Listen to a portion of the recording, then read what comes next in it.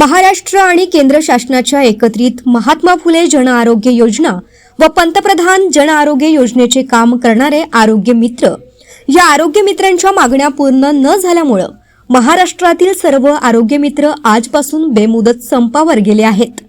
त्यानुसार यवतमाळ जिल्ह्यातील 22 आरोग्य सेवक संपावर गेल्याने आरोग्य यंत्रणेवर ताण आला आहे।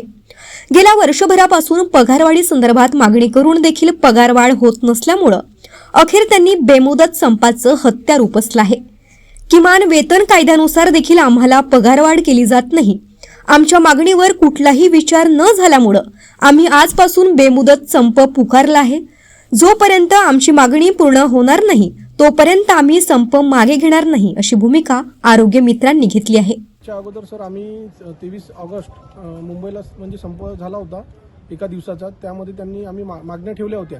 त्याच्यानंतर त्यांना आम्ही इलेक्शनपर्यंत वेळ दिला होता। त्यानंतर इलेक्शन झालं तेव्हा आम्हाला टार्गेट केलं जातं बरेच वेळा।